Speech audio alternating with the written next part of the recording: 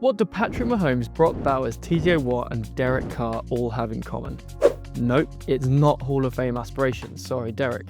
They all set NFL records last year and I have a feeling they'll be holding on to them for a while.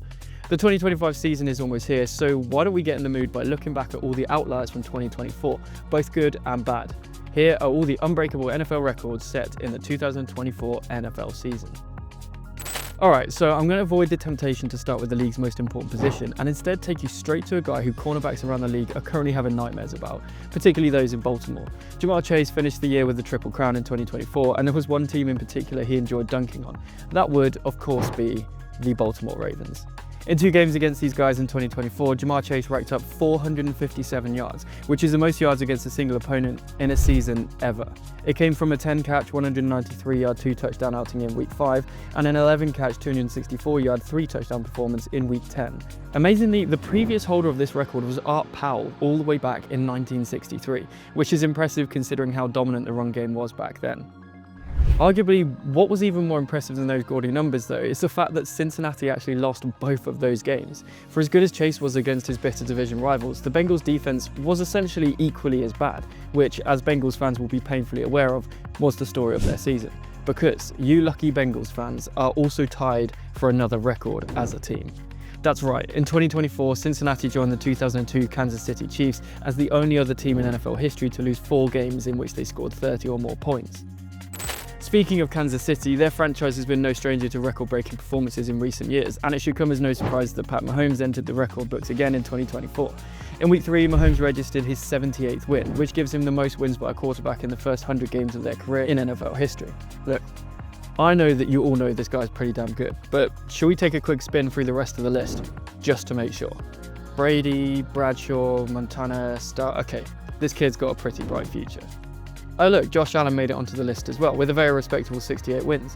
He also worked his way into the NFL history books in 2024 as part of a remarkable season in which he won the NFL MVP award.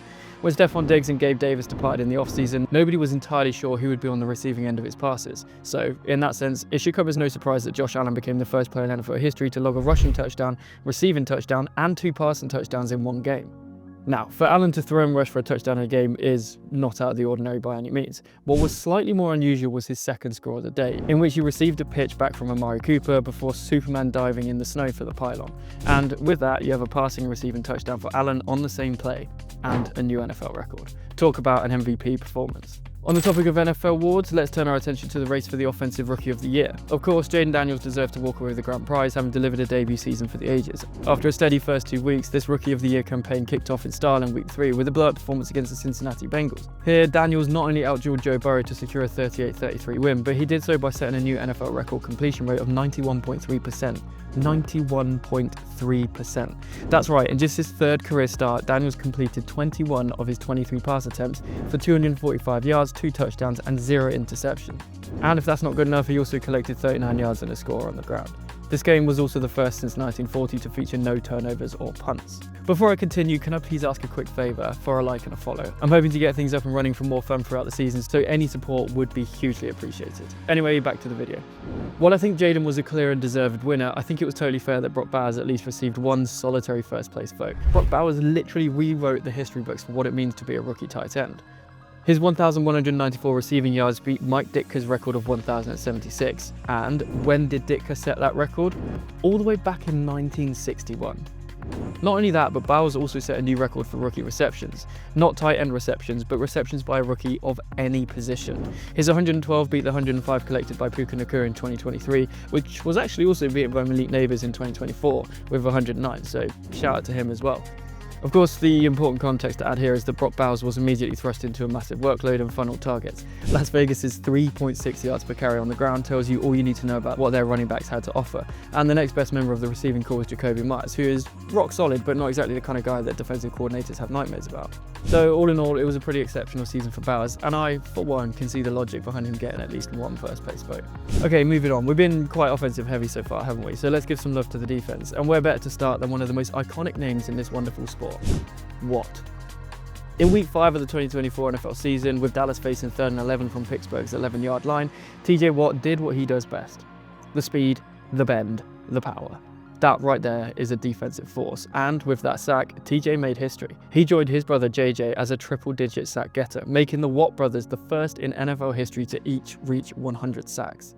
Elsewhere in 2024, Xavier McKinney opened up the year on a hot streak, becoming the first player since the merger to snag an interception in each of his first 5 games with a new team. And for this one, it came at the perfect time. With Stafford marching and looking for a comeback, McKinney put an end to the drive, getting the ball back for Jordan Love, who then essentially iced the game with a 64-yard scoring drive to make it a 2-score game.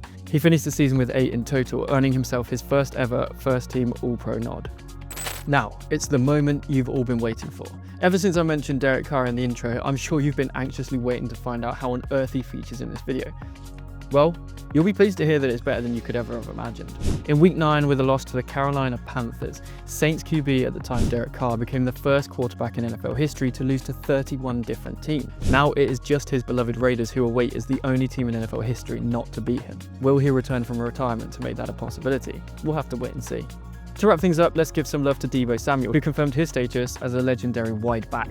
With this touchdown in Week 6, he officially became the first player in NFL history to have at least 20 receiving touchdowns and 20 rushing touchdowns.